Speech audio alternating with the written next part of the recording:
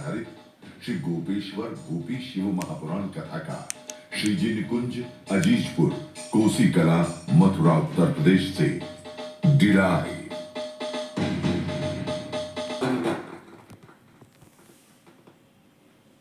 तरह सांसारिक मनुष्य मृत्यु लोक में जन्म लेने वाला ये साधारण सा मानव जब एक लोटा जल चढ़ाने के लिए देवाधिदेव महादेव के पास जाता है और शिवलिंग का स्पर्श या जल चढ़ाते समय जल का कलश का भी स्पर्श हमारे महादेव से हो जाता है, तो बाबा की कथा कहती है आप साधारण नहीं रहते, आप भी कीमती हीरे बन जाते हो और सोने जैसे चमक जाते हो। कृपा से भर चुका था। उसने रवे का हलवा एक स्टील की कटोरी में प्लेट से ढका हुआ, उस पे सेलो टेप चिपका हुआ भेजा था। तो जो कहीं बैठी हो तो उसके स्मरण में रहे, वो ठाकुर जी ने भोग लगा लिया है और बाबा ने पाया। उसने पत्र में लिखा, गुरुदेव मैंने अपनी सेठानी जी से छुट्टी मांग ली है इस कथा के लिए, और मेरे पास इतना धन नहीं है, तो मैंने सेठानी जी से अपनी 1 महीने की तनख्वाह 800 रुपए उनसे ले लिए हैं। 800 रुपए मैंने तनख्वाह ली, तो सेठानी ने पूछा तनख्वाह का क्या करेगी इतनी जल्दी, अभी तो दिवाली भी नहीं आई। कहा बोले बाबा आ रहे हैं हमारे कोसी में, तो मैं छोटा सा भंडारा, 800 रुपए में भंडारा होता है, 800 रुपए में कोई भंडारा होगा। 800 रुपए का मैं तेल भी लाई, आटा भी लाई, और गुरुदेव मैं 3 किलो आटे की पूरी बनाकर लाकर मैंने बहुत सारे लोगों को खिलाया, क्योंकि मेरा बेटा ठीक है।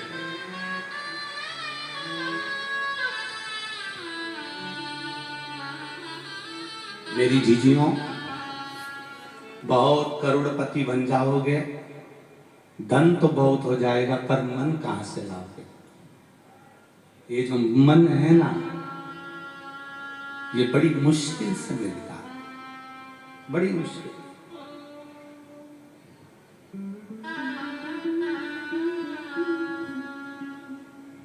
ये कोसी की कथा में हरियाणा से, दिल्ली से, नोएडा से, मथुरा से, गोवर्धन से, बरसाना से, आसपास के गांव से, आगरा से, कहीं अलवर से, ना जाने कहां कहां से लोग आए। कोई खिचड़ी बांटता रहा, कोई पूड़ी बांटता रहा, कोई बिस्कुट, कोई पानी, कोई कुछ बांटता रहा। धन्य है आप, धन्य। उस माँ ने लिखा अपने पत्र में, मेरा बाबा कोसी आया है। उसने एक लाइन बड़ी सुंदर लिखी, मैं मेरे मायके नहीं गई, क्योंकि मेरे मायके में मुझे पूछा नहीं जाता। ऐसा लगता है मेरा पिता मेरी कोसी में आया है, तो मेरा मायका यही है, मैं मेरे बाबा के मायके जाऊं। शिव है,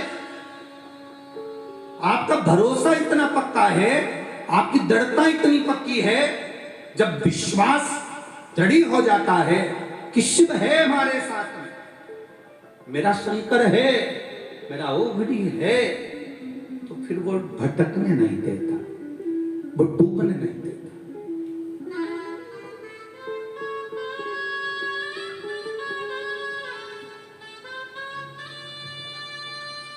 इस पत्र में किसी ने डायरी भेजी है, पूरी डायरी खाली है, पर आगे एक माँ ने लाइन लिखी है।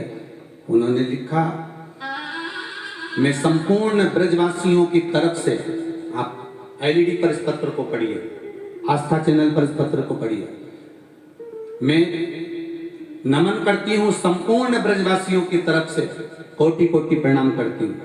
मेरा नाम रश्मि है, पति का नाम जगन सिंह है, मेरा मायका मथुरा है। कहीं बैठी हो तो हाथ हिला सकती है, अगर कहीं बैठी हो तो अपना हाथ हिला सकती है। मेरा नाम रश्मि है, पति का नाम जगन सिंह है, मेरा मायका मथुरा है, मैं अपने ससुराल आगरा से आई हूं, हम 3 लोग आए हैं गुरुजी यहाँ। गुरुदेव जब पत्र में लिखा उन्होंने, द्वापर था तब मेरे शंकर भगवान कृष्ण जी से मिलने के लिए आए थे। आज कलयुग में ऐसा लग रहा है कोसी में वापिस महादेव कृष्ण से मिलने के लिए आए।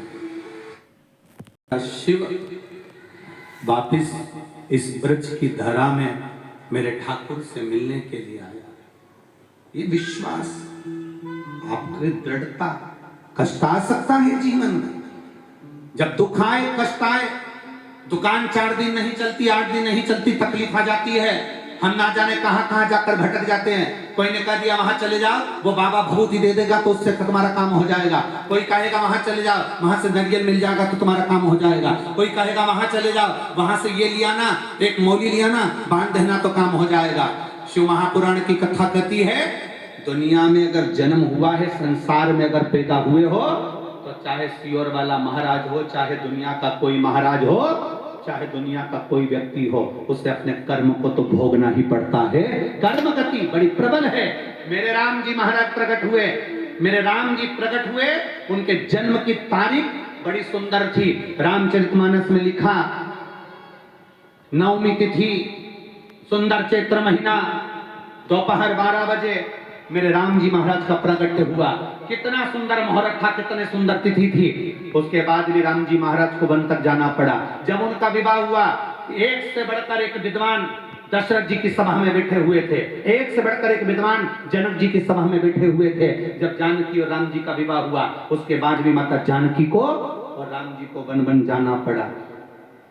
लिखा हुआ है, उसे कोई टाल नहीं सकता।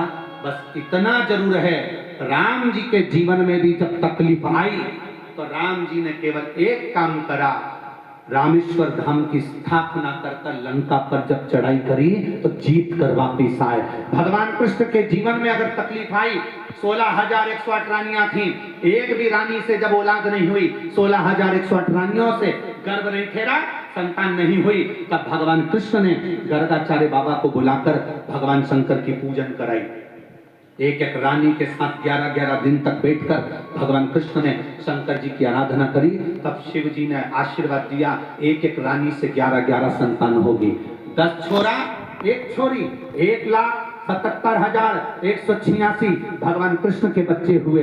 शिव जी की कृपा से संतान की प्राप्ति हुई। जब कहीं ना कहीं जीवन में इंद्र को तकलीफ हुई, जितने देव हैं संसार के 33 कोटि देवताओं को निकाल कर देखिए, जिसके जीवन में तकलीफ आई, स्वयं नरसिंह भगवान का अवतार हुआ, स्वयं नरसिंह भगवान प्रकट हुए, क्रोध समाप्त नहीं हुआ। लक्ष्मी जी को देखा, लक्ष्मी जी रो पड़ी, करूं तो करूं क्या। लक्ष्मी जी से देवर्षि नारद ने कहा शिव जी की आराधना करो। लक्ष्मी जी ने शंकर जी की आराधना करी। शिव जी ने आकर पूछा क्या चाहती हो। मेरा पति क्रोध कर रहे हैं, नरसिंह भगवान बन गए, सबको फाड़ रहे हैं, सब तोड़ रहे हैं, कुछ कृपा कर दो, मेरे पति का क्रोध समाप्त कर दो।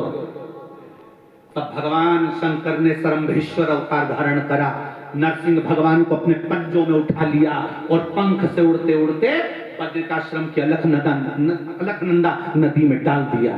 तब जाकर नरसिंह भगवान का क्रोध समाप्त हुआ। लक्ष्मी जी को कष्ट लगा तो उन्हें शिव की आराधना करी। एक बार स्वयं भगवान कृष्ण के जीवन में जब तकलीफ आई तो शिव की आराधना करी।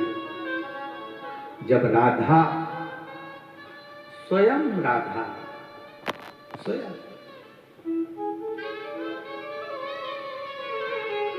राधा। आप लोगों ने पुराणों में पढ़ा है कि नहीं पढ़ा, कभी अगर मौका मिले तो एक बार देवी भागवत, स्कंद पुराण,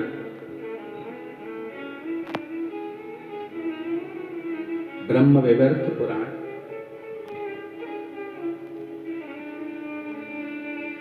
काली चरित्रामृत, एक बार अगर समय मिले तो आप इनको पढ़ेंगे तो उसमें आपको मिलेगा। ये दुनिया के लोग जो राधे राधे कहते हैं, राधा है कौन।